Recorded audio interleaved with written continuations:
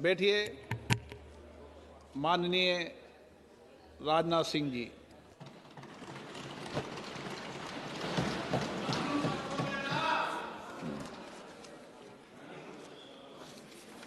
अध्यक्ष महोदय, मैं आपके प्रति आभार व्यक्त करना चाहता हूं कि इतने महत्वपूर्ण विषय पर आपने मुझे विचार व्यक्त करने का अवसर दिया है।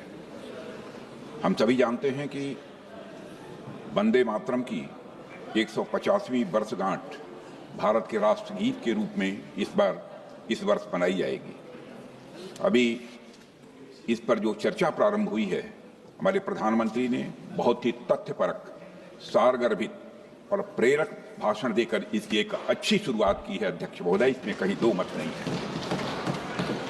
यह वंदे मातरम भारत के इतिहास, वर्तमान और भविष्य के साथ जुड़ा हुआ है। इस वंदे मातरम ने ब्रिटिश साम्राज्य से लड़ने में हमारे स्वतंत्रता सेनानियों को काफी ताकत दिया था। वंदे मातरम वह गीत है, अध्यक्ष महोदय, जिसके कारण सदियों से सोया हुआ यह हमारा भारत देश जाग उठा था। वह गीत आधी शताब्दी तक स्वतंत्रता संग्राम का प्रेरक बना रहा। वह गीत जिसकी आवाज इंग्लिश चैनल पार करके ब्रिटिश पार्लियामेंट तक पहुंच गई थी। ऐसा था यह हमारा वंदे मातरम। वंदे मातरम जैसे अमर गीत के रचयिता बंकिम बाबू ने कहा था, एक दिन ऐसा आएगा जब सभी देशवासी वंदे मातरम गीत के महत्व को निश्चित रूप से समझेंगे। और वह क्षण आया 1905 में बंगाल विभाजन के खिलाफ हुए आंदोलन के दौरान। इस आंदोलन के समय वह गीत धरती से आकाश तक गूंज उठा था। श्री अरविंदो ने 1906 में बिल्कुल ठीक ही कहा था, अध्यक्ष महोदय, कि the mantra had been given and in a single day the whole people had been converted to the religion of patriotism. अध्यक्ष महोदय, इसी आंदोलन के दौरान वंदे मातरम जनमानस के हृदय में यह व्याप्त हो गया था। इससे तब की ब्रिटिश सरकार इतनी डर गई थी कि वंदे मातरम का नारा लगाने के खिलाफ एक सर्कुलर भी जारी कर दिया गया था। लेकिन फिर भी ब्रिटिश हुकूमत जनता को वंदे मातरम कहने से रोक नहीं पाई थी। वंदे मातरम ने लोगों के अंदर एक नई चेतना भी जागृत कर दी थी। उस समय अमृत बाजार पत्रिका के संस्थापक श्री मोतीलाल घोष ने कहा था, मैं तो वंदे मातरम गाऊंगा ही, भले ही हमें अपना सिर क्यों न गंवाना पड़े। यह बात उन्होंने कही थी।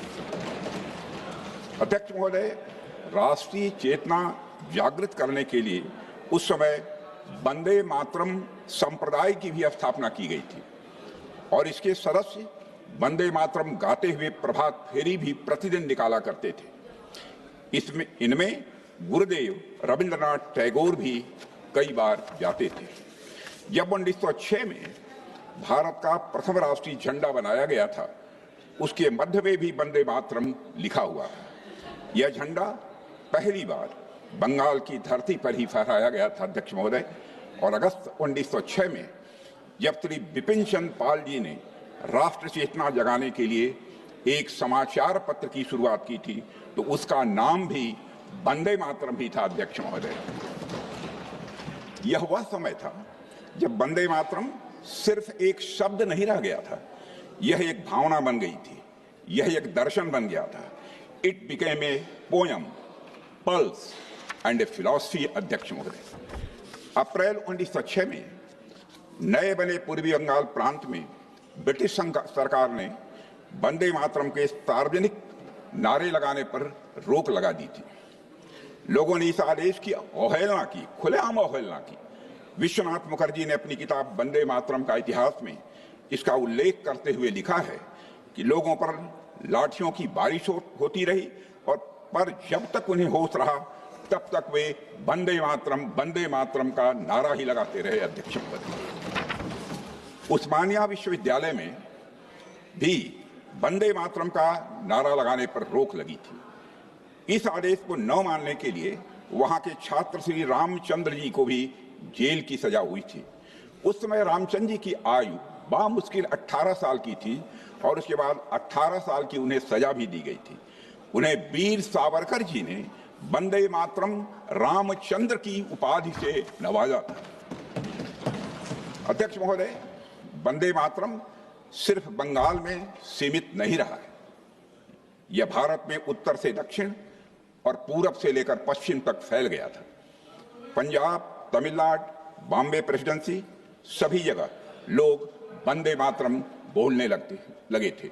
एक दूसरे का अभिवादन भी वंदे मातरम बोलकर करते थे। सिर्फ भारत ही नहीं, भारत के बाहर भी वंदे मातरम भारतवासियों के लिए एक मंत्र की तरह कार्य कर रहा था। लंदन, पेरिस, जेनेवा, कनाडा, सभी जगह जहां भी भारतीय थे, भारत के लोग वंदे मातरम लगातार बोलते थे। 1912 में जब श्री गोपाल कृष्ण गोखले जी दक्षिण अफ्रीका पहुंचे तो उनका स्वागत भी वंदे मातरम नारों के साथ ही वहां की जनता ने किया था। अध्यक्ष महोदय, वंदे मातरम के साथ शहीद भगत सिंह और शहीद चंद्रशेखर आजाद जी के पत्र प्रारंभ हुआ करते थे। मदन लाल ढींगरा जी का आखिरी शब्द भी वंदे मातरम था। फांसी पर जाते समय क्रांतिकारी सूर्यसेन के होठों पर भी वंदे मातरम था। खुदीराम बोस की जुबान पर भी वंदे मातरम ही था। अध्यक्ष महोदय, इसलिए वंदे मातरम सिर्फ एक गीत नहीं है, यह हमारी राष्ट्रीयता का सूत्र है, भारत की अंतर आत्मा का यह स्वर है। अध्यक्ष महोदय, आज जब हम वंदे मातरम की 1.5 शताब्दी की गौरवशाली यात्रा का उत्सव मना रहे हैं, तब यह सच स्वीकार करना पड़ेगा कि वंदे मातरम के साथ जो न्याय होना चाहिए था वह न्याय नहीं हुआ। आज आजाद भारत में राष्ट्रगान और राष्ट्रगीत को बराबर का दर्जा देने की बात की गई थी, लेकिन एक हमारी राष्ट्रीय चेतना का अभिन्न अंग बन गया, समाज और संस्कृति की मुख्य धारा में स्थान पा गया, वह हमारे राष्ट्रीय प्रतीकों में शामिल हो गया। वह गान था हमारा जन गण मन। लेकिन दूसरे गीत को मार्जिनाइज कर दिया गया, उपेक्षित किया गया, उसे खंडित किया गया। वह गीत है वंदे मातरम। अध्यक्ष महोदय, it was treated like an extra. वह धरती जिस पर वंदे मातरम की रचना हुई थी, उसी धरती पर वर्ष 1937 में कांग्रेस ने वंदे मातरम गीत को खंडित करने का निर्णय लिया था। और अध्यक्ष महोदय, वंदे मातरम के साथ हुए राजनीतिक छल और अन्याय के बारे में सभी पीढ़ियों को जानना चाहिए। इसीलिए इस संबंध में चर्चा हो रही है, क्योंकि यह अन्याय केवल एक गीत के साथ नहीं था, बल्कि आजाद भारत के लोगों के साथ था। उन लोगों के साथ हुआ जिनकी सांसों में आजादी की हवा वंदे मातरम की पुकार ने भरी थी। अध्यक्ष महोदय, उस पुकार को सीमाओं में बांधने की कोशिश इतिहास का मैं मानता हूं कि यह बहुत बड़ा छल था।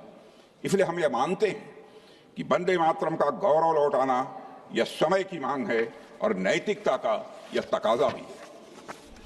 अध्यक्ष महोदय, इस अन्याय के बावजूद वंदे मातरम का महत्व किसी भी सूरत में कम नहीं होने पाया और वंदे मातरम गुरु गोविंद सिंह जी और छत्रपति शिवाजी महाराज जैसे महापुरुषों के स्वराज और स्वधर्म के मूल्यों का यह जीवन स्वरूप बन गया। अध्यक्ष महोदय, वंदे मातरम स्वयं में पूर्ण है, लेकिन इसे अपूर्ण बनाने की कोशिश की गई। वंदे मातरम हमेशा राष्ट्रीय भावना का अमर गीत रहा है और अध्यक्ष महोदय, मैं बल देकर कहना चाहता हूं, सदैव यह बना रहेगा। दुनिया की कोई ताकत इसे कमतर नहीं कर सकती। अध्यक्ष महोदय, वंदे मातरम के साथ जो अन्याय हुआ है उसको जानना इसलिए भी आवश्यक है ताकि भावी पीढ़ियां ऐसा करने वालों की मानसिकता को, ऐसा करने वालों की सोच को ठीक तरीके से समझ सकें। और अध्यक्ष महोदय, और सबसे महत्वपूर्ण वजह यह है कि वंदे मातरम के साथ हुआ अन्याय एक आइसोलेटेड इंसिडेंट नहीं था। यह तुष्टीकरण की राजनीति की शुरुआत थी जिसे कांग्रेस ने अपनाया। इसी राजनीति ने देश का विभाजन कराया और आजादी के बाद सांप्रदायिक सौहार्द और एकता को कमजोर किया। अध्यक्ष महोदय, आज हम वंदे मातरम की गरिमा को पुनर्स्थापित कर रहे हैं, लेकिन कुछ लोग हम सबके खिलाफ यह नैरेटिव बनाने की कोशिश कर सकते हैं कि वंदे मातरम और जनगण मन के बीच एक दीवार खड़ी की जा रही है। ऐसा नैरेटिव बनाने का प्रयास यह विभाजनकारी मानसिकता का परिचय देता है। अध्यक्ष महोदय, हमारे मन में राष्ट्रगान और राष्ट्रगीत के लिए बराबर का सम्मान है। जो लोग यह बात नहीं समझते हैं वे मां की ममता को भी नहीं समझते हैं। मां अपने बच्चों में, अध्यक्ष महोदय, भेद नहीं करती है। जनगण मन और वंदे मातरम मां भारती के दो सपूतों की किलकारियां हैं। मां भारती की दो आंखें हैं। अध्यक्ष महोदय, जनगण मन और वंदे मातरम दोनों ही हमारे राष्ट्रीय गौरव हैं। दोनों को भारत माता के प्रति अटूट प्रेम, राष्ट्रवाद और बलिदान की भावना एक सूत्र में बांधती है। इसलिए वंदे मातरम का उद्घोष यह किसी के विरुद्ध नहीं है, बल्कि हमारी राष्ट्रीय स्वाभिमान की यह अभिव्यक्ति है। अध्यक्ष महोदय, एक समय था जब भारत दुनिया की सबसे बड़ी अर्थव्यवस्था थी, लेकिन कॉलोनियल रूल की कूटनीति और कुशासन ने 19वीं सदी के उत्तरार्ध तक हमारी मातृभूमि की स्थिति बहुत ही दयनीय कर दी थी। उस समय बंगाल की धरती से ऋषि बंकिम चंद्र चट्टोपाध्याय जी ने वंदे मातरम का आह्वान किया था। यह आह्वान रामायण के एक प्रसिद्ध श्लोक से प्रेरित था, और वह श्लोक है, अपि स्वर्णमयी लंका न में लक्ष्मण रोचते जननी जन्म भूमिश्च स्वर्गादपि गरीयसी। अध्यक्ष महोदय, इस श्लोक में भगवान राम ने लक्ष्मण जी से कहा है, हे लक्ष्मण, यद्यपि यह लंका सोने की है, फिर भी मुझे यह अच्छी नहीं लगती है, क्योंकि जननी और जन्मभूमि यह स्वर्ग से भी बढ़कर है। अध्यक्ष महोदय, यह श्लोक मातृभूमि के उच्चतम स्थान और उसके प्रति प्रेम को दर्शाता है। प्राचीन काल से हम भारतवासी जग जननी, गृह जननी और राष्ट्र जननी की पूजा करते चले आ रहे हैं। अध्यक्ष महोदय, हम नदियों को भी मां की संज्ञा देते हैं। भूमि को मां के स्वरूप में देखना यह हमारी सभ्यता का एक संस्कार और यह विचार रहा है। अथर्ववेद में कहा गया है, माता भूमि ही पुत्रोहम पृथिव्या, यानी पृथ्वी हमारी माता है और हम इसके पुत्र हैं। अध्यक्ष महोदय, मातृ पूजा की इसी परंपरा से ही वंदे मातरम गीत का जन्म हुआ है। लेकिन जो लोग न सभ्यता के मूल्यों को समझते हैं, जो लोग न संस्कृत के महत्व को स्वीकारते हैं, जिन्होंने परंपराओं को दरकिनार कर दिया है, वे लोग यह बात न पहले समझ सके थे, न अब भी वो समझ पा रहे हैं। अध्यक्ष महोदय, प्रधानमंत्री श्री नरेंद्र मोदी के नेतृत्व में हमारी सरकार ने वंदे मातरम की 150वीं वर्षगांठ को धूमधाम से सारे देश में मनाने का फैसला किया है। वर्षगांठ का यह उत्सव सांकेतिक नहीं होगा। अध्यक्ष महोदय, कोई दिखावा नहीं है, यह एक प्रण है वंदे मातरम को एक उचित सम्मान दिलाने का। अध्यक्ष महोदय, आज मैं यहाँ वंदे मातरम से जुड़े दो मुख्य बिंदु सदन के समक्ष रखना चाहता हूं। पहला यह कि भारत की आत्मा उसकी आध्यात्मिक आस्था है। यह आध्यात्मिक आस्था रिलीजन या मजहब से नहीं जुड़ी हुई है, बल्कि राष्ट्र भक्ति से जुड़ी हुई है, और यह बांटने वाली नहीं है, यह समावेशी है। अध्यक्ष महोदय, दूसरा मैसेज इसका यह है कि बंकिम चंद्र चटर्जी ने जब भारत माता की मातृभूमि के रूप में कल्पना की, तब वह कोई पॉलिटिकल कंसेप्ट नहीं था, कोई रिलीजियस कंसेप्ट नहीं था, यह कम्युनल कंसेप्ट नहीं था। इसे राजनीतिक या सांप्रदायिक रंग तो कुछ कट्टरपंथियों ने दिया है। उन्होंने इसके गाने पर आपत्तियां उठाई, और इन आपत्तियों के पीछे अंग्रेजी हुकूमत की डिवाइड एंड रूल की पॉलिसी थी।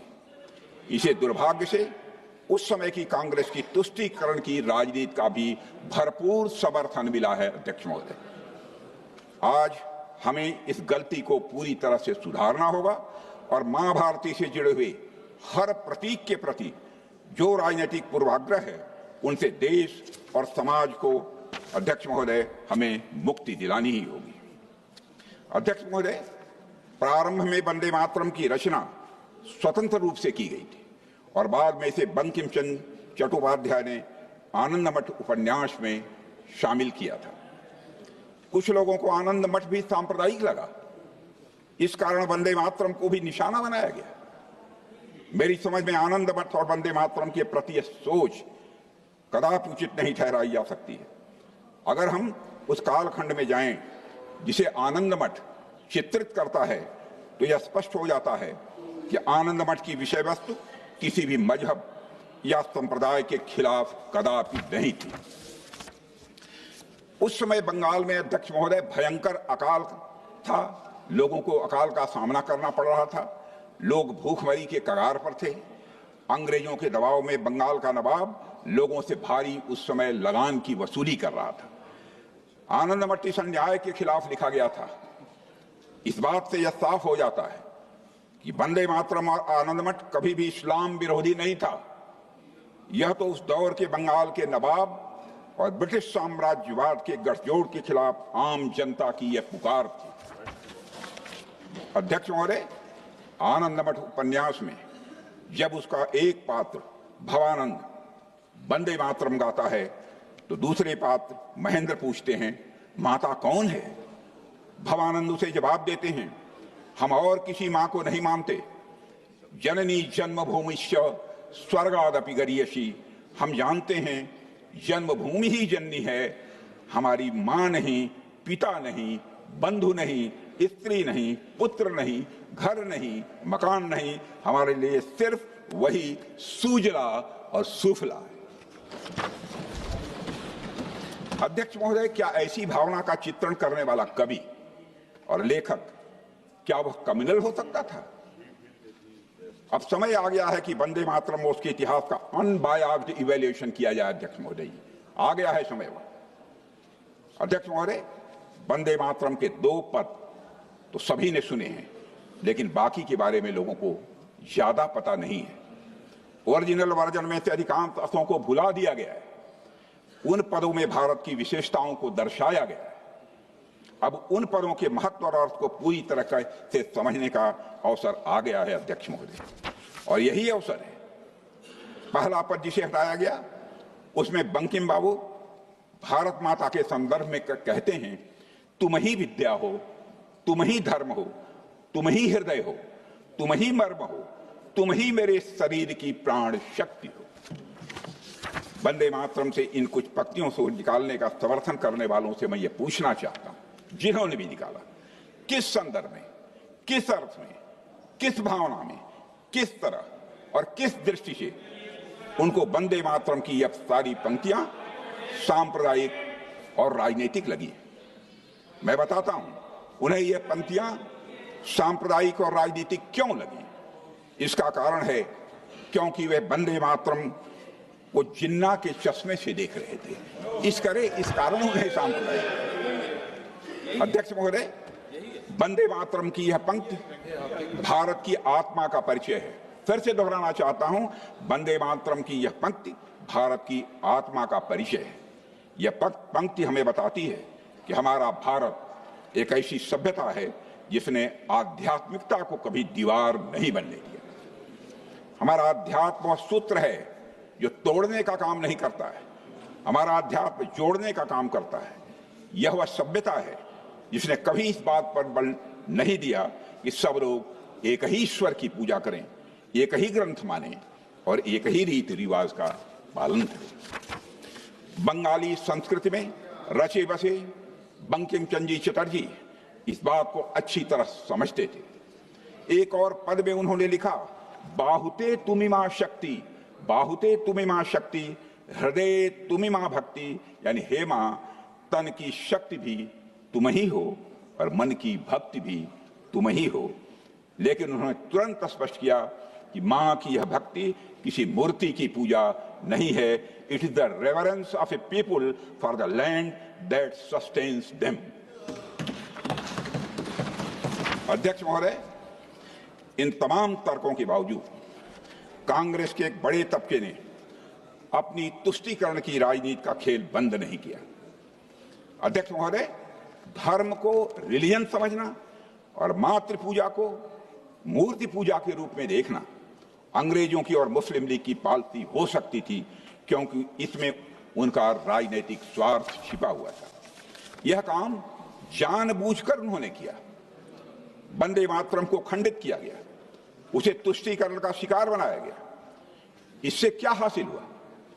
अध्यक्ष महोदय, क्षमा करें, ये कांग्रेस की अपीजमेंट की पॉलिसी न सिर्फ पार्टीशन को रोकने में विफल रही, बल्कि मैं मानता हूं कि यह पार्टीशन का कारण भी बनी है। अध्यक्ष महोदय, अब बताओ, जहां एक और कांग्रेस ने तुष्टीकरण की राजनीति की है, वहीं हमने सबका साथ, सबका विकास, सबका विश्वास की भावना के साथ काम किया है। अध्यक्ष महोदय, आजादी के आंदोलन के दौरान ही कांग्रेस के कुछ लोगों की अपने आप को सेकुलर दिखाने की बेचैनी इतनी बढ़ चुकी थी कि भारतीय संस्कृति, भारतीय परंपरा और हमारी महान सभ्यता से जुड़ी कोई भी बात उन्हें कम्युनल दिखाई देती थी। भारतीय संस्कृति के प्रति उनकी इस पैथोलॉजिकल नफरत के कारण ही वंदे मातरम भी इसका शिकार बन गया। अध्यक्ष महोदय, मैं आज एक घटना का उल्लेख आपके समक्ष करना चाहता हूं, जिससे यह बात और पूरी तरह से स्पष्ट हो जाती है। विदेश मंत्रालय की एक उच्च स्तरीय बैठक में, जहां नेहरू जी स्वयं मौजूद थे, कॉमनवेल्थ सेक्रेटरी वाईडी गुंडेविया ने पूछा, अगर कल को कम्युनिस्ट केंद्र की सत्ता में आ जाएं तो सरकारी तंत्र का क्या होगा? नेहरू जी ने झुठलाकर जवाब दिया, कम्युनिस्ट कम्युनिस्ट। भारत के लिए खतरा कम्युनिज्म नहीं है, खतरा है तो हिंदू राइट विंग कम्युनिज्म है। और यह प्रमाण के आधार पर मैं कह सकता हूं, यह एक पुस्तक में लिखा है। कोई प्रमाण मांगेगा, दाम मांगेगा, उसका प्रमाण भी मैं दे सकता हूं। अध्यक्ष महोदय, दुर्भाग्य से नेहरू जी यह देखने के लिए जीवित नहीं रहे कि उसी राइट विंग ने हमेशा संविधान के मूल्यों के अनुरूप काम किया है। संविधान के मूल्यों की अवहेलना हमने कभी नहीं की है। और कम्युनिस्ट विचारधारा से जन्मे लेफ्ट विंग एक्सट्रीमिज्म के कारण न जाने कितनी पीढ़ियां बर्बाद हो गई। अध्यक्ष महोदय, देश के कई हिस्से विकास में देश के कई हिस्से विकास में पीछे रह गए। पहले की सरकारें नक्सलवाद या वामपंथी उग्रवाद की इस समस्या का समाधान नहीं ढूंढ पाई। इस समस्या का समाधान अगर किसी ने ढूंढा तो वह है हमारे प्रधानमंत्री श्री नरेंद्र मोदी। उनके नेतृत्व में लेफ्ट विंग एक्सट्रीमिज्म आज पूर्णतः समाप्त की ओर है। अध्यक्ष महोदय, आज वह अपनी सांसें तोड़ रहा है। यह कितनी बड़ी विडंबना थी कि जिस कम्युनिस्ट आइडियोलॉजी ने कई देशों में सत्ता पाने के लिए हिंसा का रास्ता अपनाया, उस विचारधारा को खतरा न मानकर वसुधैव कुटुंबकम की भावना में विश्वास रखने वाली विचारधारा को खतरा माना गया।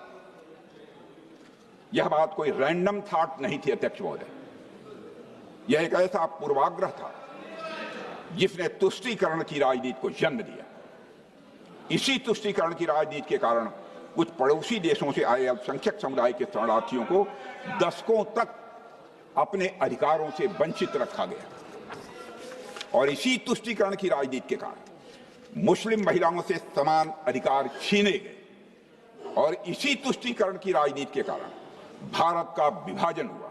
और इसी तुष्टीकरण की राजनीति के कारण आज पश्चिम बंगाल से बहुत से परिवारों को पलायन करना पड़ रहा है। अध्यक्ष महोदय, बंगाल वह भूमि रही है जहां भारत के सबसे बड़े सामाजिक सुधारों और सांस्कृतिक पुनर्जागरण की यह नींव रखी गई, जहां सती प्रथा के खिलाफ आवाज उठाई गई, विधवा पुनर्विवाह को बढ़ावा दिया गया। अध्यक्ष महोदय, बाल विवाह की कुरीत के खिलाफ आवाज उठाई गई। इसी बंगाल की धरती ने भारतीय पुनर्जागरण के जनक राजा राम मोहन राय को जन्म दिया है। अध्यक्ष महोदय, महान समाज सुधारक श्री ईश्वर चंद्र विद्यासागर जी का भी जन्म और कर्मभूमि बंगाल ही रहा है। इसी पवित्र धरती पर जन्मे स्वामी विवेकानंद जी ने 1893 में हुई विश्व धर्म संसद में भारत की सनातन सभ्यता के महान मूल्यों से पूरी दुनिया को अवगत कराया था। और इसी धरती पर जन्मे गुरुदेव रविन्द्रनाथ टैगोर ने भारत को पहला नोबेल प्राइज भी दिलवाया था। अध्यक्ष महोदय, बंगाल वह पवित्र भूमि है जहां चैतन्य महाप्रभु, स्वामी प्रणवानंद, संत रामकृष्ण परमहंस और स्वामी विवेकानंद जैसे संतों ने जन्म लिया है। उनकी उपस्थिति ने बंगाल को अध्यात्म, संस्कृति और हमारी सभ्यतागत चेतना का एक उज्जवल केंद्र बना दिया।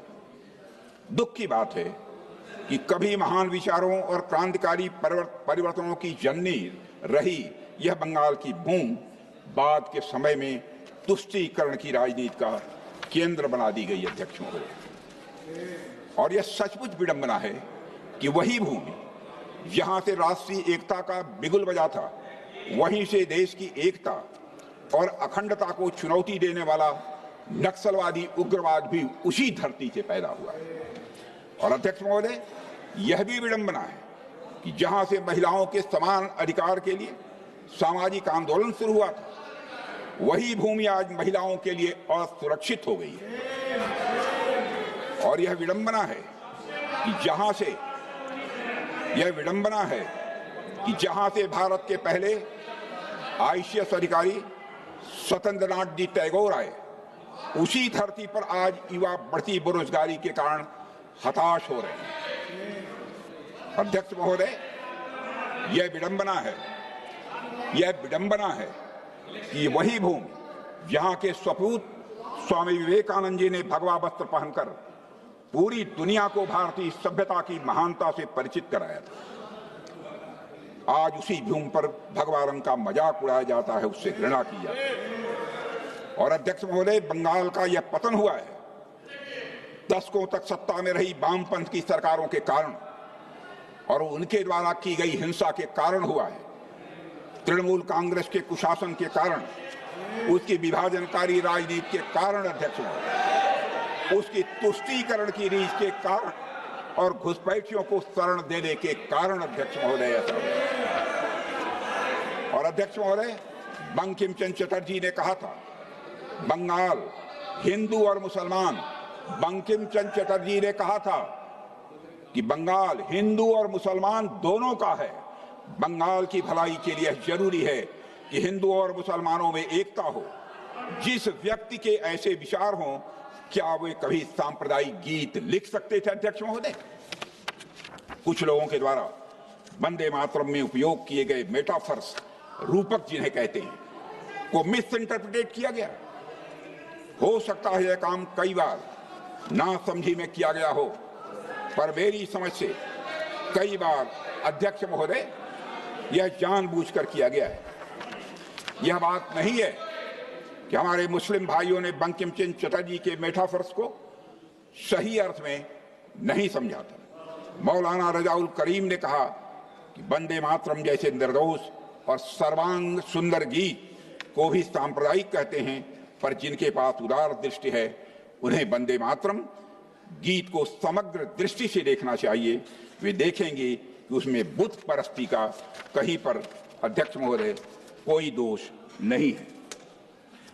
इसलिए अध्यक्ष महोदय जी, ये मैं कहना चाहूंगा, और अध्यक्ष महोदय, हमें देखना है कि इस्लाम किसको बुत परस्ती कहता है और उसकी हदें कहां पर हैं।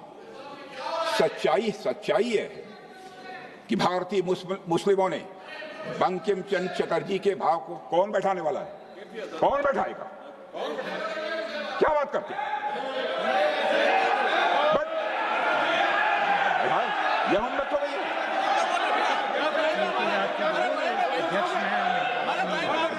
रोकिए, कौन बैठाएगा? हमारे भाई में भाई, हमारे साथी थे, हमारे साथी। अध्यक्ष महोदय,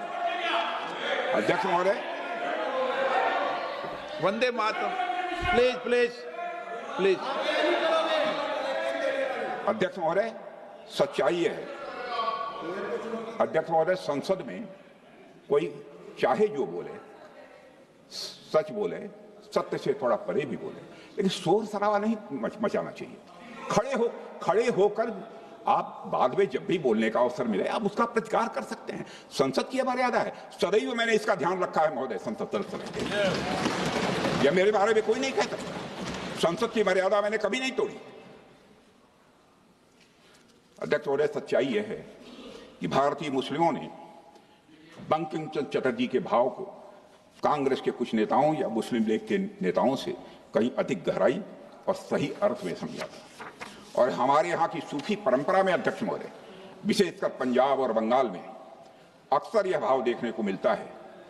जिस भाव से वंदे मातरम लिखा गया, ख्वाजा गुलाम फरीद ने लिखा है, ए हुस्न ए हकीकी नूरे अजल, ए हुस्न ए हकीकी नूरे अजल, तैनू वाजिब ते इमकान कहूं, तैनू दशरथ लक्ष्मण राम कहूं, तैनू सीता जी जानान कहूं। जिसका भावार्थ है, हे सत्य सौंदर्य, हे दिव्य प्रकाश, तुम्हें क्या नाम दूं? क्या तुम्हें दशरथ कहूं, लक्ष्मण कहूं, राम कहूं या सीता कहूं? यह भाव। अध्यक्ष महोदय, एक मशहूर वकील राम जेठामलानी जी ने एक बात कही थी, मुझे अच्छी तरह याद है। वो अच्छी तरह मुझे याद है। उन्होंने कहा था कि इस्लाम में अल्लाह को रब इसलिए कहा जाता है क्योंकि उसका गुण है रबूबियत, यानी पालन पोषण करना। यही गुण मां में होता है जो अपने बच्चों के तन और मन दोनों का पोषण करती है। और यही दिव्य गुण हमारी मातृभूमि में भी है अध्यक्ष महोदय। जिस तरह हम अल्लाह के सामने उसकी अनंत रबूबियत के लिए सजदा करते हैं, उसी तरह मां भारती के सामने भी सजदा करना हमारा फर्ज है, क्योंकि यह धरती हमारा पोषण करती है।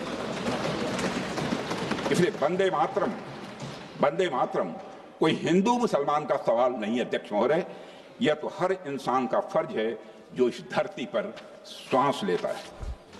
अध्यक्ष महोदय, सच यह है कि वंदे मातरम ने भारत के सभी लोगों के दिलों को स्पंदित किया है, चाहे वो हिंदू हो या मुसलमान हो।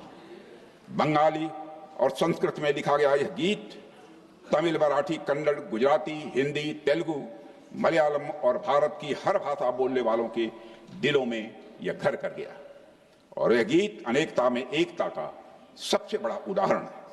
और इसी वजह से इसने उन लोगों को विचलित किया जो एक भारत श्रेष्ठ भारत के विचार से डरते थे। अध्यक्ष महोदय, सभी ने इसमें संगठित और एक होने की आवाज सुनी। बस कुछ लोगों ने इस गीत का मतलब गलत निकाला और गलत समझा। अब इस समझ को बदलना होगा, सही समझ पैदा करनी होगी और वंदे मातरम का भी सही अर्थ हमें समझना होगा। हम सबको यह समझना होगा अध्यक्ष महोदय कि बंकिम चंद्र चटर्जी जी ने वंदे मातरम के माध्यम से किसे संबोधित कर रहे थे। सब्यसाची भट्टाचार्य ने अपनी किताब में लिखा है कि जब बंकिम बाबू ने सप्तकोटि यानी 7 करोड़ आवाजों के बारे में लिखा तो उसका मतलब बंगाल प्रेसिडेंसी की पूरी आबादी से था, जिसमें बंगाल, बिहार, उड़ीसा, असम और छोटा नागपुर के कुछ हिस्से भी उसमें शामिल थे। अध्यक्ष महोदय, इसका उल्लेख स्वयं बंकिम बाबू ने 1872 में किया है। और इसलिए 7 करोड़ केवल किसी एक समुदाय की आवाज नहीं थी। इसलिए 7 करोड़ केवल एक समुदाय की आवाज नहीं थी, किसी एक धर्म या संप्रदाय का यह नारा नहीं था। यह तो समूचे भारत की एक स्वर लहरी थी अध्यक्ष महोदय, जिसमें हर भारतीय की आस्था, हर भारतीय की आशा एक साथ गूंज उठी थी। जो लोग वंदे मातरम का विरोध इस आधार पर करते हैं यह मूर्ति पूजा को बढ़ावा देता है, वे बंकिम बाबू के विचारों की रत्ती भर समझ नहीं रखते हैं, मेरा ऐसा मानना है। वंदे मातरम में मूर्ति पूजा की कोई बात नहीं है अध्यक्ष महोदय। बंकिम बाबू स्वयं मूर्ति पूजा के समर्थक नहीं थे, यह बहुत कम लोगों को जानकारी है। बंकिम बाबू स्वयं मूर्ति पूजा के समर्थक नहीं थे। यह बात उनके द्वारा सन 1874 में लिखे गए एक लेख से बिल्कुल साफ हो जाती है। और अध्यक्ष महोदय, बंकिम बाबू के लेखन से यह भी स्पष्ट होता है कि उनका मानना था कि भारतीय संस्कृति में भगवान की प्रतिमा यह भावगम्य है, एक सेतु है, एक माध्यम है माध्यम है सत्य को जानने का, माध्यम है ईश्वर के स्वरूप को समझने का। और अध्यक्ष महोदय, इसीलिए वंदे मातरम की मां भारती कोई मूर्तिमान यह देवी नहीं है, बल्कि वह एक प्रतीक है उस भावना की जिसके लिए हर भारतीय के हृदय में प्रेम है। और मैं दोहराना चाहता हूं कि ब्रिटिश शासन और कुछ कट्टरपंथियों ने शायद इस बात को नहीं समझा था या समझने का प्रयास नहीं किया था कि वंदे मातरम के मूल में है क्या। लेकिन मैं पूछना चाहता हूं कि कांग्रेस पार्टी ने इन लोगों का साथ क्यों दिया, जबकि हम लोग तब भी वंदे मातरम के साथ हुए अन्याय के विरोध में खड़े थे और आज भी हम वंदे मातरम के सम्मान के साथ किसी भी प्रकार का समझौता नहीं करेंगे। वंदे मातरम का गौरव हमारा गौरव है, हमारा गौरव ही नहीं है, हमारे पूरे भारत देश का यह गौरव है। और अध्यक्ष महोदय, स्वतंत्रता आंदोलन में महात्मा गांधी, बाल गंगाधर तिलक से लेकर राजेंद्र बाबू और डॉक्टर श्यामा प्रसाद मुखर्जी जैसे महानायक मौजूद थे जो भारत की सभ्यता और संस्कृति पर गर्व करते थे। और इसी का प्रभाव हमारे संविधान की मूल प्रति में अंकित चित्रों में दिखता है।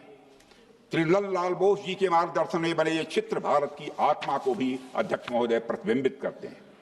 सिंधु घाटी सभ्यता की मुहर, वैदिक आश्रम, श्री राम और रावण का युद्ध, गीता उपदेश, भगवान बुद्ध का धर्मचक्र, नटराज, महाबलीपुरम का गंगा अवतरण, छत्रपति महाराज शिवाजी और गुरु गोविंद सिंह जी, इन सबको संविधान में सम्मान मिला है। संविधान में अंकित चित्रों में भारत को उसी रूप में दिखाया गया है जैसा हमारा भारत है, सभ्यतागत, आध्यात्मिक और गौरवशाली भारत।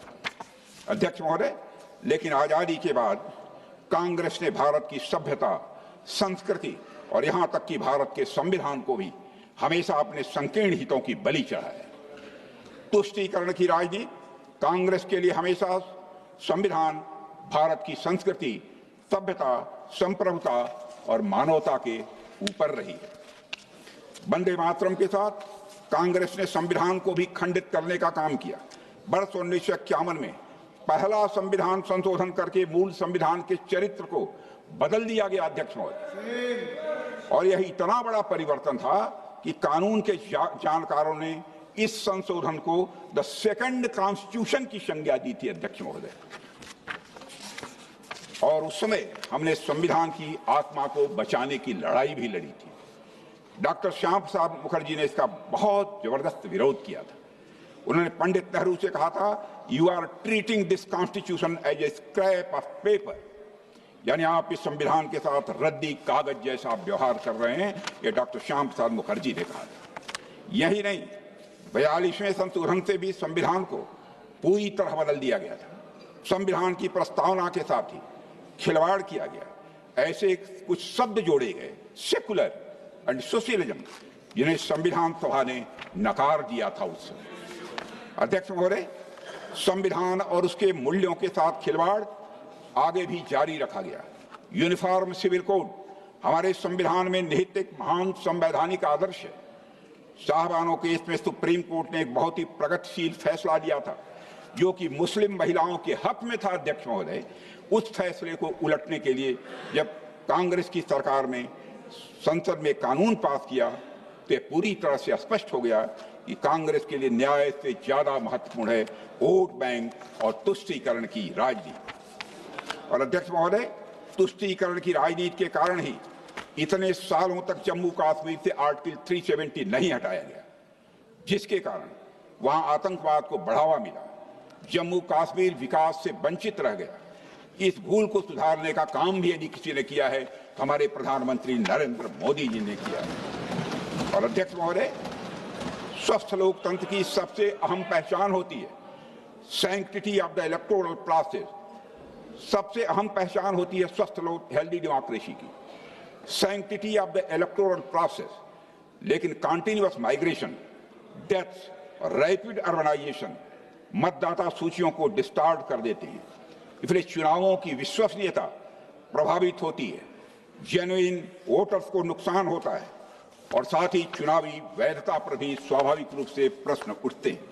यही पर अध्यक्ष महोदय, एसआईआर जैसी प्रक्रिया की आवश्यकता पड़ती है। यहीं पर अध्यक्ष महोदय एसआईआर जैसी प्रक्रिया की आवश्यकता पड़ती है ताकि मतदाता सूची को ठीक किया जाए। लेकिन जब कुछ दलों के नेता चुनाव हारते हैं या उन्हें हार सामने दिखाई देती है तो वे इस पूरी प्रक्रिया को हिलाकर कटघरे में खड़ा कर देते हैं और यह संवैधानिक संस्थाओं के प्रति गहरे अनादर भाव को दर्शाता है। अध्यक्ष महोदय, अब यही लोग लगातार चुनाव आयोग पर एक साजिश के तहत हमले कर रहे हैं। यह कोई साधारण आलोचना नहीं है, यह एक सोची समझी साजिश का यह हिस्सा है। अध्यक्ष महोदय, संवैधानिक संस्थाओं को बदनाम करना राष्ट्र के साथ अन्याय है, क्योंकि यही संस्थाएं हमारे लोकतंत्र की रीढ़ हैं। लेकिन इन दलों के लिए यह कोई नई बात नहीं है।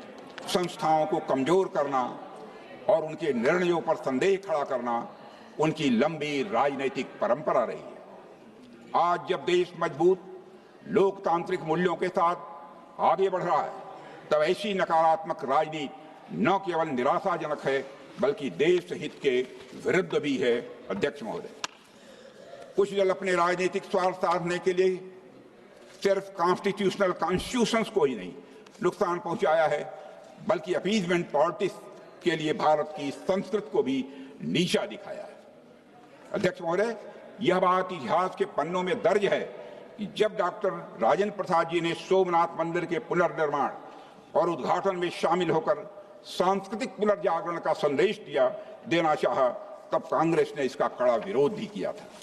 राम मंदिर निर्माण की मांग करोड़ों भारतीयों की आस्था की प्रतीक थी, लेकिन कुछ दलों ने न केवल वोट बैंक की राजनीति के कारण इसका निरंतर विरोध किया, सदियों के संघर्ष, एक लंबी न्यायिक लड़ाई और सुप्रीम कोर्ट के ऐतिहासिक निर्णय के बाद कहीं जाकर भगवान श्री राम के मंदिर का निर्माण हुआ है।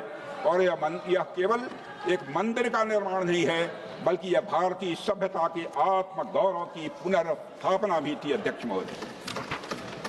महोदय, इन सभी बातों को देखकर मैं ये कह सकता हूं कि वंदे मातरम की अस्वीकृति धार्मिक नहीं बल्कि स्ट्रेटेजिक थी। वंदे मातरम की अस्वीकृति धार्मिक नहीं बल्कि स्ट्रेटेजिक थी। जहां कुछ लोग वंदे मातरम के साथ सौतेला व्यवहार कर रहे थे, सांप्रदायिक बता रहे थे, वहीं दूसरी ओर महात्मा गांधी और डॉक्टर राजेंद्र प्रसाद जैसे नेताओं को इसमें किसी प्रकार की सांप्रदायिकता अध्यक्ष महोदय नहीं दिखी है। अध्यक्ष महोदय, महात्मा गांधी ने कहा था वंदे मातरम मेरे मन में गहराई तक बैठ गया है। इसका गायन जब मैंने पहली बार सुना तो मैं रोमांचित हो गया, यह गांधी जी ने कहा, और इस पर मैं मोहित हो गया। उसमें मुझे केवल राष्ट्रीय भावना ही दिखाई दे रही थी। मुझे ऐसा कतई नहीं लगा कि यह गीत एक हिंदू गीत है। यह महात्मा गांधी ने कहा था, मैं नहीं कह रहा हूं। उन्होंने यह भी कहा था वंदे मातरम में कोई द्वेष भावना नहीं है, वंदे मातरम में कोई दोष नहीं है। हम अपनी मां में जो सद्गुण देखते हैं उन सारे गुणों को कवि ने भारत माता के अंदर देखा है। यह महात्मा गांधी ने कहा था। अध्यक्ष महोदय, डॉक्टर राजेंद्र बाबू ने कहा था कि जहां तक वंदे मातरम की बात है, यह मूर्ति पूजा को बढ़ावा नहीं देता। मां दुर्गा का मतलब कोई मूर्ति नहीं है, बल्कि यह उस देश का दूसरा नाम है जो हम सबको प्यारा है। मौलाना अबुल कलाम आजाद हमारी आजादी की लड़ाई के बड़े नेताओं में से एक थे। उन्होंने भी वंदे मातरम की नैरो और सेक्टेरियन इंटरप्रिटेशन को सिरे से नकार दिया था। मौलाना अबुल कलाम आजाद ने भी, उन्होंने भी वंदे मातरम गीत को बहुत गहराई से देखा था। अध्यक्ष महोदय, उन्होंने इसमें इस्लामी सिद्धांतों और वेदांत दर्शन का सुंदर मेल पाया था। उन्होंने इसमें इस्लामी सिद्धांतों और वेदांत दर्शन का एक सुंदर मेल पाया था। वेदांत कहता है सच्चाई के बहुत सारे रूप हो सकते हैं, एक ही सत्य को अलग अलग लोग अलग अलग तरीके से देखते और पूछते हैं। अध्यक्ष महोदय, दूसरा विचार इस्लाम से आता है। वहां वहदते दीन यानी सभी धर्मों की एकता की बात है। इस्लाम में भी सभी धर्मों की एकता की बात है। और सुलह कुल यानी सभी के साथ शांति और भाईचारे की बात की गई है। वंदे मातरम गीत में उन्होंने यह अद्भुत संगम, सामंजस्य और यह समानता देखी। अध्यक्ष बदरुद्दीन तैयब जी मोहम्मद रहीमतुल्लाह सयानी, नवाब सैयद मोहम्मद बहादुर, doctor M A Ansari, Maulana Azad, इनमें से किसी ने भी वंदे मातरम का कभी भी विरोध नहीं किया है। अध्यक्ष महोदय, जहां तक बात है मूर्ति पूजा की, तो मैं आज इस सदन के माध्यम से सभी देशवासियों को बताना चाहता हूं, अरबी और फारसी साहित्य में भी उम्मी कोरा, अरबी और फारसी साहित्य में भी उम्मू कोरा यानी ग्राम में जननी, उन्मुल मोमेनीन यानी विश्वास करने वालों की मां, और उम्मुल किताब यानी ग्रंथ जननी जैसे शब्द मिलते हैं। क्या इन्हें भी मूर्ति पूजा की संज्ञा दी जाएगी? क्या इन्हें भी मूर्ति पूजा की संज्ञा दी जाएगी? अध्यक्ष महोदय, वंदे मातरम को सांप्रदायिक बताकर विरोध करना ये बहाना मात्र था, असली कारण तो पूरी तरह से राजनीतिक था।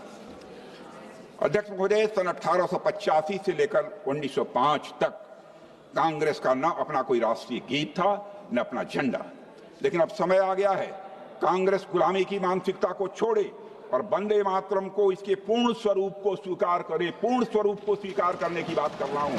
अध्यक्ष महोदय, हो सकता है देश के लोग आपको अभी भी माफ कर दें। अध्यक्ष महोदय, मैं याद दिलाना चाहता हूं, वंदे मातरम ने ब्रिटिश साम्राज्य की नींव हिला दी थी। 1905 में खुद मोतीलाल नेहरू जी ने पंडित नेहरू को लिखे एक पत्र में लिखा था, मोतीलाल जी नेहरू लिख रहे हैं, हम ब्रिटिश शासन के इतिहास की सबसे अधिक संकटपूर्ण अवधि से गुजर रहे हैं। इलाहाबाद में भी वंदे मातरम आम अभिवादन बन गया है। इलाहाबाद में भी वंदे मातरम आम अभिवादन बन गया है। यदि अभियान चलता रहा तो यहां लौटने पर जब तुम गए उससे बिल्कुल बदला हुआ पाओगे, यह मोतीलाल नेहरू जी ने कहा है। इतना जन समर्थन होने के बाद भी तथाकथित रिलीजियस सेंटिमेंट हर्ट होने के नाम पर वंदे मातरम का बराबर विरोध किया गया। कुछ लोगों द्वारा तरह तरह के षड्यंत्र करके उस गीत को 2वें स्थान पर लाकर खड़ा कर दिया गया। नेताजी जब कांग्रेस से निकले और आजाद हिंद फौज की स्थापना की तो फौज के संचालन गीतों में वंदे मातरम को राष्ट्र गीत का स्थान दिया गया था। अध्यक्ष महोदय, पंडित नेहरू ने वंदे मातरम के खिलाफ तरह तरह के तर्क दिए। उनके अनुसार वंदे मातरम ऑर्केस्ट्रा पर आसानी से नहीं बजाया जा सकता। उन्होंने लिखा है कि in Nehru ji assessment tune was not more important than the words. I quote him, in regard to the national anthem tune, it was felt that the tune was more important than the words, and that this tune should be such as to represent the Indian musical genius as well as to some extent the Western, so that it might be equally adaptable to orchestra and band music and to being played abroad. उन्होंने कहा है नेहरू जी, यह भी मानते थे कि राष्ट्रीय गान का असली महत्व विदेशों में विदेशों में ज्यादा है, अपने देश में कम है। उन्होंने कहा था, the real significance of the national anthem is perhaps more abroad than in the home country. यह तर्क महज बहाना था। शास्त्रीय संगीतकार मास्टर कृष्ण राव जी ने नेहरू जी के तर्क को खारिज किया था। उन्होंने वंदे मातरम की 3 अलग अलग ट्यून्स संविधान सभा में ही प्रस्तुत की थी। 1949 में कृष्ण राव जी ने एक पत्र में लिखा है, कुछ लोग कहते हैं कि वंदे मातरम बैंड पर नहीं गाया जा सकता, किंतु मेरा पक्का विश्वास है कि यह संभव है और वह भी बड़े सुंदर ढंग से संभव है। मैं अपनी तर्ज में इसे गॉड सेव द किंग से अधिक प्रभावशाली बना सकता हूं। अध्यक्ष महोदय, और तो और स्वयं गुरुदेव रविन्द्रनाथ टैगोर ने भी बहुत पहले ही वंदे मातरम की ट्यून तैयार की थी, लेकिन पंडित नेहरू ने वंदे मातरम के खिलाफ अपना मन बना लिया था। अध्यक्ष महोदय, नेहरू जी ने कुछ लोगों का हवाला देते हुए कहा भी था कि there was not enough movement in it. जिस गीत ने फ्रीडम मूवमेंट को नई ऊर्जा दी, नेहरू जी को उस गीत में मूवमेंट ही नजर नहीं आ रहा। अध्यक्ष महोदय, यह भारत के लोगों के साथ एक भद्दा मजाक था, जहां राष्ट्र के एक प्रतीक के चुनाव के लिए शब्दों और उसके मतलब से ज्यादा इस बात को महत्व दिया गया कि विदेशी लोगों को उसकी ट्यून कैसी लगेगी, यह सोच गुलामी की मानसिकता में जकड़े हुए लोगों की हो सकती है। प्रधानमंत्री मोदी जी देश को इसी कॉलोनियल माइंडसेट से निकालने का ही प्रयास कर रहे हैं अध्यक्ष महोदय। और अध्यक्ष महोदय, 24 जनवरी 1950 को संविधान सभा ने देश का राष्ट्रगान अपनाया। संविधान सभा में राष्ट्रगान पर हुई चर्चा कुल मिलाकर 30 मिनट से भी कम चली थी। राष्ट्रगान पर चर्चा कुल मिलाकर 30 मिनट से भी कम चली थी। क्या इसका अर्थ यह था कि राष्ट्रगान अन्य मुद्दों की तुलना में कम महत्वपूर्ण था? नहीं, शायद जो लोग वंदे मातरम को राष्ट्रगान नहीं बनाना चाहते थे, उन्हें यह आभास हो गया था कि अगर चर्चा हुई तो स्वतंत्र भारत का राष्ट्रगान क्या होगा। शायद इसलिए ही इस पर ज्यादा चर्चा करना उचित नहीं समझा गया और वंदे मातरम को समान सम्मान देने की बात कही गई थी। लेकिन वास्तव में इसे दोयम दर्जा दिया गया। और अगर समान सम्मान देने का वादा किया गया था तो अध्यक्ष महोदय, क्यों उस समय की सरकारों ने वंदे मातरम को prevention of insults to national honour act में स्थान क्यों नहीं दिया गया? मैं इस सवाल का भी जवाब चाहता हूं। यह इस देश का दुर्भाग्य है अध्यक्ष महोदय, जिस गीत के बारे में गांधी जी ने कहा था, जब तक यह देश रहेगा वंदे मातरम रहेगा, उस गीत को गाने का हक मांगने के लिए अदालतों के दरवाजे खटखटाने पड़े और तो और कई बार उसे न गाने के लिए फतवे भी जारी किए गए। अध्यक्ष महोदय, अन्याय सिर्फ वंदे मातरम के साथ नहीं हुआ है, बल्कि बंकिम बाबू की पूरी विरासत के साथ हुआ है पश्चिम बंगाल के कांतलपाड़ा में स्थित बैठक खाना, जहां बंकिम बाबू ने वंदे मातरम गीत लिखा था, राष्ट्र के लिए वंदनीय स्थल होना चाहिए था वो। लेकिन जो उपेक्षा वंदे मातरम की हुई, वही उपेक्षा उस स्थान की भी हुई। इस जगह से न केवल लोग अनजान हैं, बल्कि इस जगह की स्थिति भी अध्यक्ष महोदय बहुत ही दयनीय हो गई। अध्यक्ष महोदय, वंदे मातरम के साथ बंगला भाषा के साथ भी अन्याय हुआ है। बंगाल और बंगला भाषा की स्थान बंकिम बाबू के साथ हुए अन्याय को हमारी सरकार ने बंगला भाषा को क्लासिकल लैंग्वेज का दर्जा देकर सही करने का प्रयास किया। और अध्यक्ष महोदय, आज हम आजाद हैं, हम दुनिया की एक बड़ी ताकत हैं और विकसित राष्ट्र बनने की राह पर हम तेजी से आगे बढ़ चले हैं। मैं आज सदन को बतलाना चाहता हूँ, 150 वर्ष पूर्व लिखे वंदे मातरम गीत में आज के भारत के उदय का मार्ग भी देखा जा सकता है। वंदे मातरम के माध्यम से बंकिम बाबू ने उत्तिष्ठ जागृत का संदेश दिया, यानी जब भारत का हर नागरिक वंदे मातरम कहेगा तभी भारत सशक्त बनेगा। वंदे मातरम ही विकसित भारत का मार्ग प्रशस्त करेगा, हमारे आत्मबल को बढ़ाएगा, राष्ट्रीय एकता को बढ़ावा देगा, स्वदेशी की भावना को भी यह बढ़ावा देगा। अध्यक्ष महोदय, मेरा सभी सांसदों से आग्रह है कि हम सब एक साथ आएं और विचार करें कि क्या हम कॉन्स्टिट्यूशन के आर्टिकल 51A के तहत सभी नागरिकों के लिए एक नई फंडामेंटल ड्यूटी नहीं जोड़ सकते, जिसके अंतर्गत हम वंदे मातरम का वैसा ही सम्मान करें जैसा कि हम राष्ट्रगान का सम्मान करते हैं। अगर हम ऐसा करते हैं तो यह वंदे मातरम और इसके लेखक और बंगाल के महान राष्ट्रवादी चिंतक बंकिम बाबू को एक परफेक्ट ट्रिब्यूट होगी। अध्यक्ष महोदय, मैं मानता हूं। अंत में अध्यक्ष महोदय, मैं कहना चाहता हूं, वंदे मातरम हमारा गौरव है, हमारी पहचान है और हमारे संविधान की सबसे ऊंची पुकार है। वंदे मातरम मातृभूमि के प्रति वात्सल्य का अनहद नाद है। वंदे मातरम स्वतंत्रता संग्राम के उन अज्ञात और अवर्णित सैनिकों की याद है जिन्होंने अपनी मातृभूमि के लिए अपना सर्वस्व न्यौछावर कर दिया। यह उस पीड़ा को भावपूर्ण श्रद्धांजलि अध्यक्ष महोदय, जो असंख्य मत वालों ने आजादी प्राप्त करने के लिए सहा था, बर्दाश्त किया। वंदे मातरम हर उस सैनिक को हौसला देता है जो आज भी अपनी मातृभूमि के लिए हर दुश्मन का सामना कर रहा है।